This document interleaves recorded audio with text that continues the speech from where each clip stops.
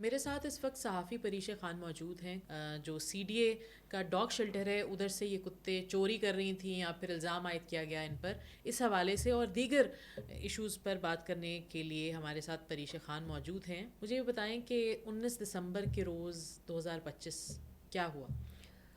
First of all thank you so much any کہ آپ نے مجھے یہاں پہ انوائٹ کیا. اور تھوڑا سا میں اس کا پہلے بیک گراؤنڈ اسٹوری کا بتا دوں کہ یہ ہوا کیوں، میں وہاں گئی کیوں اور میں وہاں جاتی کیوں تھی. سو جیسا کہ سب جانتے ہیں کہ میں تقریباً کوئی 8-10 سال سے نہ صرف میڈیا کی فیلڈ سے جڑی ہوئی ہوں، بلکہ ساتھ ساتھ میں اینیملز اور ہیومن رائٹس کے اوپر بھی بہت زیادہ کام کرتی ہوں.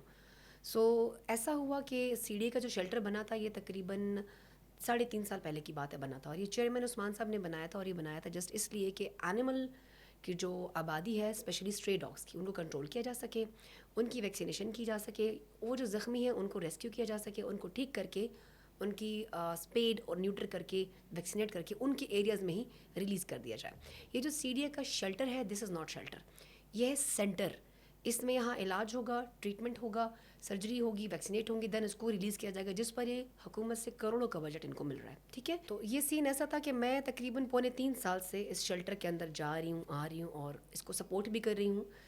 چاہے وہ ان کی بچوں کو وہاں سے ریسکیو کرنا ہوتا ہے، زخمی وغیرہ ہو جاتے ہیں تو میں ان کو ریسکیو بھی کرتی ہوں. ساتھ ساتھ میں ابھی جو بیک ٹو بیک میں ان کو تقریباً ڈیلی بیسس پہ کھانا پرووائڈ کر رہی تھی. ابھی جو نئے آئے ہیں چیئرمین سی ڈی اے اور ساتھ میں جو ڈی جی صاحب آئی ہیں، تو ان کی انڈر جب یہ شیلٹر آیا تو یہاں پہ ڈیلی بیسس پہ ڈاگس کو اٹھانا بہت زیادہ ہو گیا، اور سرجریز وغیرہ سب کچھ جو پچھلے جن لوگوں کے پاس یہ سسٹم چل رہا تھا، وہ ظہیر صاحب تھے کنٹریکٹر، تو ان کے پاس تو خیر ڈاکٹرز بھی تھے، ان کی پوری لیب بھی تھی، ان کو پورا وہاں سرجریز بھی ہوتی تھی، ویکسینیشن بھی ہوتی تھی، ٹیگز بھی کانوں میں لگا کے موسٹلی کو ریلیز بھی کر دیا جاتا تھا اور ریسکیو بھی ہوتے تھے. ان کے ٹائم میں یہ ہوا کہ ان کو کھانا دینا بھی بند کر دیا گیا، ان کو پانی دینا بھی بند کر دیا گیا، کچھ بھی نہیں دیا جا رہا تھا ان کو. اندر بچے، ادھر ہی بچے پیدا کر رہی ہیں فیمیل، ادھر ہی 600-700 بچہ جمع کیا ہوا ہے جو آپس میں لڑ رہے ہیں.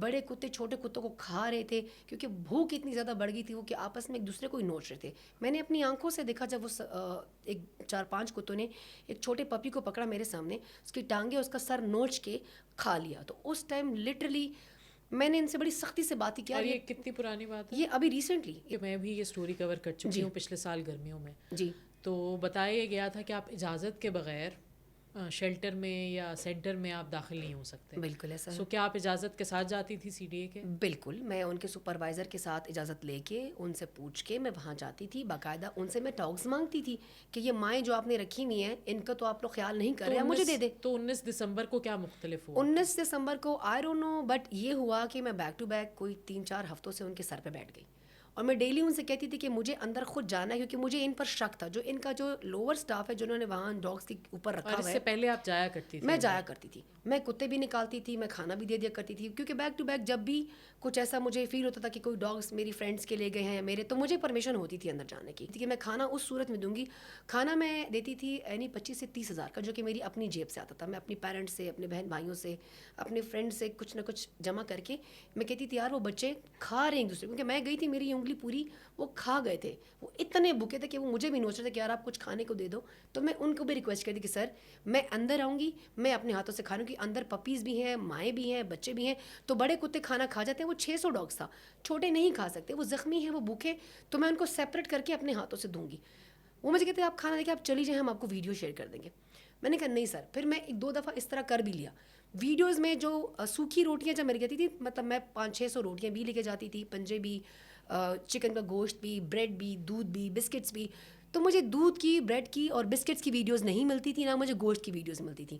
مجھے پنجوں کی اور سوکھی روٹیوں کی جو، اور ماؤں کو میں کہتی تھی کہ بریڈ اور دودھ دینا ہے، اس کے بدلے مجھے ماؤں کے، میرے پاس ویڈیو ابھی بھی پڑی ہوئی ہے کہ ماؤں کو سوکھی روٹی اور پنجے پھینکے جا رہے ہیں. اب اتنا پپی آپ خود بتائیں کیا وہ پنجے کھا سکتا ہے؟ تو سی ڈی اے کی جانب سے بتایا گیا تھا کہ سینیٹیشن کا سٹاف ہے بیسکلی، جو کہ صفائی کا سٹاف ٹیمپریری طور پر یہاں پہ تعینات کیا گیا ہے. لیکن بقول ان کے کہ ہمیں سزا کے طور پر یہاں بھیجا گیا ہے. مجھے انہوں نے 6 بجے بلایا تھا کہ 8 بجے تک آپ نے ڈاگس جمع کر کے آپ نے لے جانا ہے، آپ ٹرک لے آئیں. میں نے کہا میری تو ٹرک کی اوقات نہیں ہے کہ میں 1.5 لاکھ روپے رینٹ دوں ٹرک کا اور پھر میں اسٹرے ڈاگس اس میں ڈالوں اور میں لے کے جاؤں. تو میں نے ان سے صرف یہ کہا کہ ایسا کرتی ہوں کہ جتنی میری استطاعت ہوگی میں اس کے حساب سے گاڑیاں ارینج کروں گی. میں نے ایک ایمبولینس منگوائی ماؤں کے لیے، وہ ساتھ ہی ایک ہاسپٹل ہے ان سے منگوائی، جس میں کیجز بھی میں نے پراپر لائے تھے کیونکہ مائیں اور بچے ایک ساتھ میں نے بند کرنے تھے. 2 شازور میں نے کرائی 20,000 کی رینٹ کے اوپر. آلریڈی سب پری پلانڈ تھا کیونکہ جمعے کو مجھے اریسٹ کرنے کا مقصد یہ تھا. پہلے 2-3 دن پہلے مجھے کہا 2 دن پہلے آؤ, 2 دن پہلے آؤ. پھر جمعے تک کی بات ہے, کیونکہ ہفتہ اتوار کو آپ کو پتہ ہے کورٹس کھلی, میری بیل نہیں ہو سکتی تھی. مجھے اڈیالہ ڈالنا تھا انہوں نے, ہر صورت پوری پلاننگ ہو چکی تھی. مجھے شہزاد ٹاؤن کے تھانے لے کے چلا گیا, مجھے وہاں پہ بٹھا کے, وہاں لیڈی کانسٹیبلوں نے پھر بلائی بھی تھی, کیونکہ میں نے وہیں اندر یہ بات کی کہ آپ لیڈی کانسٹیبل نہیں ہے, پولیس مجھے کیسے اریسٹ کرے گی. سی ڈی اے نے ایف آئی آر درج کروائی ہے اپنے ہی امپلائی کے مدعیت میں. اس میں کہا گیا ہے کہ آپ ایگزیکٹلی جو کہا گیا ہے کہ آپ پرمیشن کے بغیر سی ڈی اے شیلٹر یا سینٹر سے کتے لے کے جا رہی تھیں. اچھا, تو اور ان کو یہی تو میں بتانا چاہ رہی ہوں کہ میں یہی چیز تو کورٹ میں پیش کروں گی کہ انہی کے سپروائزر کے وائس نوٹس بھی میرے پاس پڑے ہیں کہ میڈم آپ نے صبح 6 بجے آنا ہے, ہمارا فیلڈ انچارج بٹی صاحب ہے, وہ آپ کو جوائن کریں گے, وہی آپ کی گاڑیاں اندر کروائیں گے, اور آپ نے, ہمارے پاس 2 بندے ہیں اور اپنے بندے لے کر آنا ہے. صبح آپ نے 50-60 کے جتنے آپ لے سکتی ہیں, جیسے کتے آپ ساتھ لے. انہوں نے 9 دفعات ڈالنے ہیں, 9 دفعات, کہ میں نے ان کو رشوتیں دی ہیں, میں نے ان کے سٹاف کو مارا پیٹا بھی ہے, اور میں نے سرکاری املاک کو بھی ان کے نقصان پہنچایا ہے, میں نے ان سے کوئی 60-70 کتا بھی چرایا ہے, موقع پر ہی میں گرفتار ہوئی ہوں. اس بیس پر انہوں نے ایف آئی آر کٹوائی ہے. تو آپ نے کسی این جی او کو روپن کیوں نہیں کیا, بے شک نیشنل ہو یا انٹرنیشنل ہو؟ نہیں, میں سچویشن اوور آل میں آپ کو بتا دیتی ہوں. اس میں ایک این جی او ہے تاف کے نام سے, فیصل آباد میں ہے. ان کے موسٹلی ڈاگز ریسکیو کر کے میں ان کو بھیج رہی تھی, بیک ٹو بیک, پورے شازور بھر کے. وہ بھی ویڈیوز ساری میرے پاس پڑی ہیں, جو کیڑوں سے بھرے ہوئے, ماؤں کے بچے, چھوٹے پپیز, بڑے ڈاگز جن کی گردنیں کٹی ہوئی ہیں, کیڑوں سے بھرے ہوئے, وہ سب میں تاف کو دے رہی تھی. یہ پروف ہے تاف والوں کے پاس سارا, جتنے بھی. اب ساتھ میں ایک اور یہاں پہ ایک اینیمل شیلٹر ہے, all creature animal shelter and hospital ہے, ان سے 30 منٹ کی ڈسٹینس پہ ہے. ان سے کتے اٹھا کے میں ان کو بھی دے رہی تھی, جو بالکل ہی برے حالات میں ہوتے تھے, جن کی کنڈیشن چھوڑنے والی نہیں ہوتی تھی. میرے تقریباً 15 لاکھ کے بل بنے ہوئے اس وقت. آپ کو کتوں میں انٹرسٹ کیسے ہے, صرف کتوں میں یا جانوروں نہیں میں؟ نہیں, because you call your self an animal activist. اچھا, میں صرف شوق کیسے کتوں میں نہیں ہے, اصل میں شوق اس طرح تھا کہ آج سے کوئی 8-9 سال پہلے کی بات ہے. تو میں, میرے عید کی ٹرانسمیشن تھی اور رمضان کا مہینہ تھا, تو اس طرح سے میں جا رہی تھی پنڈی, وہاں ایک ڈیزائنر سے میں نے کپڑے اٹھانے تھے. سو کیٹس میرے پاس ہوتی تھی, پر ڈاگز وغیرہ کا مجھے اتنا آئیڈیا نہیں تھا اس ٹائم. کیٹ سے اور یہ طوطوں سے اور یہ ان سب سے, کبوتروں سے مجھے بڑا پیار ہوتا تھا. پرندوں کے لیے میں پانی وغیرہ رکھنا میری ایک روٹین تھی. ہم سارے بہن بھائی تقریباً ایسے ہی ہیں, لائک ہم ان سے بہت پیار کرتے ہیں. تو ایک ڈاگ کو میرے سامنے نا ایک گاڑی نے بہت برا ہٹ کیا روڈ کے اوپر, تو وہ اڑ کے گر کے بیچارہ روڈ کے بیچ میں دوبارہ گر گیا. اچھا, میں نے وہاں اپنی گاڑی رکوا دی, میرے ساتھ آفس کی گاڑی تھی. ایک دوسری گاڑی نے آ کے دوبارہ اس کو ہٹ کیا وہیں پہ.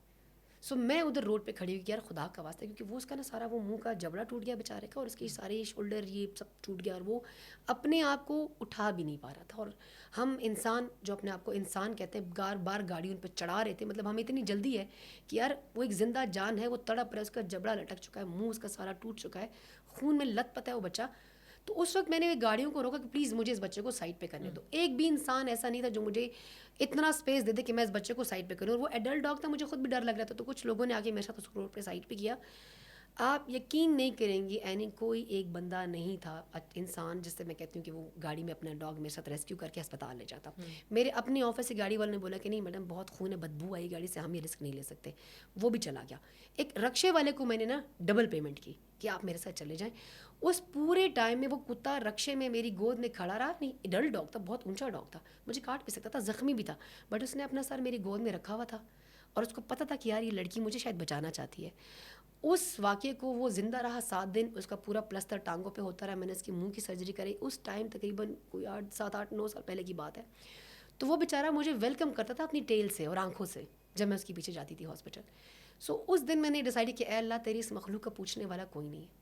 سو مجھے بڑا اس وقت میں نے اپنے آپ سے ایک عہد لیا کہ آج کے بعد میں ان کی آواز بنوں گی. اس کے بعد سے میں نے کام سٹارٹ کر دیا. اچھا, آپ کے خیال میں کیا سلوشن ہو سکتا ہے جو کہ جتنے بھی اسلام آباد میں اسٹرے ڈاگس ہیں ان کو سیف رکھا جا سکے؟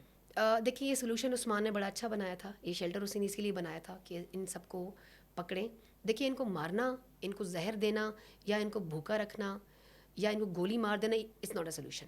ان کی پاپولیشن کنٹرول کریں, ان کو پکڑیں, کیونکہ ان کا جب آپ اسپے یا نیوٹر کرتے ہیں نا, کیونکہ مجھے 8-10 سال ہو چکے ان چیز میں, ان کا ایگریشن ختم ہو جاتا ہے جب آپ اسپے نوٹ کرتے ہیں. ان کے ہارمونل امبیلنس جو ان کی باڈی میں چل رہا ہوتا ہے جیسے ہوتا ہے The same is being done in Sindh as well, Karachi میں. ایگزیکٹلی ادھر بھی ہو رہا ہے. خیر ابھی ادھر بھی نوٹس جاری کر دیے گئے ہیں, وہاں بھی ڈاگ کلنگ جو ہے اس وقت کورٹ کی طرف سے نوٹس جاری ہو چکے ہیں, وہ ڈاگ کلنگ وہاں بھی جلد میرے خیال سے تقریباً بند ہی ہو چکی ہوئی ہے.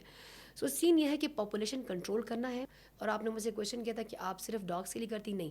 رائٹ ناؤ آئی ہیو 14 ڈنکیز جو کہ روڈ سے ہی ریسکیوڈ ہے میرے پاس, اور وہ بھی اسی چک شہزاد کے شیلٹر میں ویٹ ایسن کے پاس میرے ہیں, وہیں رکھوائے میں. اللہ کی طرف سے ہے, یعنی کوئی چیل جب بیمار ہوتی ہے یا دھوپ لگ جاتی ہے تو وہ میرے پیروں میں آگے گر جاتی ہے.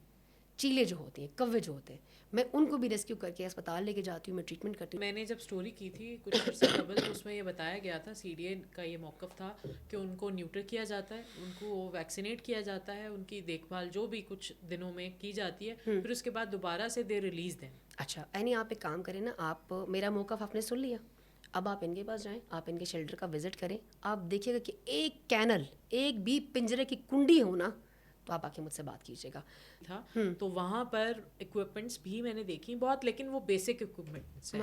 کیا دیکھا فار ایگزامپل, اور یہ کب کی بات آپ کر رہی ہیں؟ گرمیوں کی بات کر رہی ہوں, مطلب لاسٹ ایئر کی بات کر رہی ہیں, 25 کی 2025 سمر کی. اچھا اراؤنڈ کتنا سامان دیکھا آپ نے وہاں پہ, کیا دیکھا؟ صرف ایک میں نے مشین دیکھی تھی غالباً, کیونکہ کتوں سے مجھے تھوڑا ڈر مشین لگتا ہے. کس چیز کی تھی مشین یہ مجھے اندازہ نہیں ہے, لیکن جو کیونکہ سی ڈی اے یہاں پر موجود نہیں ہے, اور ان کی جانب سے یہی کہا گیا تھا انٹرویو کے دوران کہ ان کو ویکسینیٹ کیا جاتا ہے, ان کو جو بیسک جو نگہداشت ہوتی ہے ان کی, اگر تھوڑی بہت آپ نے اس کو لک آفٹر کرنا ہے وہ ہم کرتے ہیں, اور اس کو نیوٹر کرتے ہیں اور اس کو دوبارہ سے چھوڑ دیتے ہیں. میں آپ کو ابھی کہہ رہی ہوں کہ اینی کل آپ بغیر بتائے جائیں اور ان سے بولیں کہ میں یہاں سے آئی ہوں, میں نے آپ کا موقف لینا, اور آپ اندر جا کر دیکھ کے آئیں کہ اس وقت کتنے کتے ہیں اور کس حال میں ہیں اور اندر کیا کیا پڑا ہوا ہے.